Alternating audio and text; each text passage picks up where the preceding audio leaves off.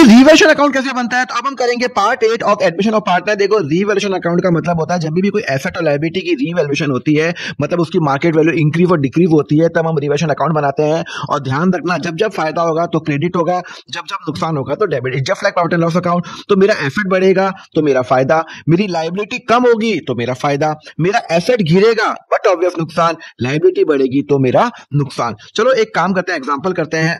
Following इतना balance sheet है, ये दिया हुआ है। अब आपको क्या दिया हुआ है, जेड फर्नीचर की मार्केट वैल्यू कितनी है, 1 लाख, अभी कितनी है 80। ओहो 20,000 से मार्केट वैल्यू बढ़ गई, तो इसका मतलब है मेरा फायदा।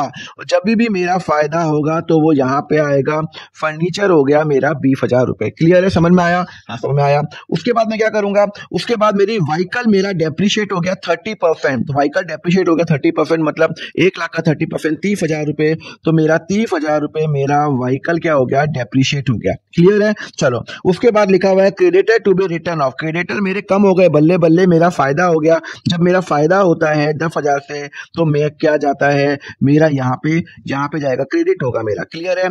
ओके। उसके बाद bill payable to be increase to 45। अभी कितना है 40, लो 5,000 से बढ़ गया, मेरा नुकसान है, तो 5,000 रुपए क्या हो जाएगा, टू बिल पेबल। आपको समझ में आया? तो मतलब जब जब मेरा नुकसान होगा वो यहाँ पे आएगा, जब जब मेरा फायदा होगा यहाँ पे आएगा।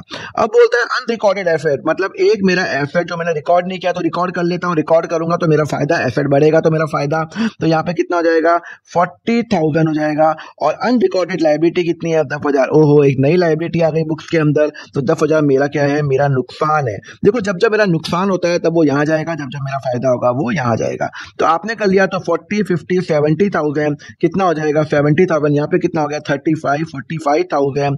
इसका मतलब है टोटल कितना आ जाएगा 25,000 रुपए आ जाएगा। और जो भी मेरा प्रॉफिट होगा वो मैं ए कैपिटल और बी कैपिटल एरिया में एक्स कैपिटल और यहाँ पे वाई कैपिटल में बांट दूंगा। कौन से रेशियो में, हमेशा ओल्ड रेशियो में 2:3 के अंदर, मतलब 10,000 एंड 15,000 रुपए।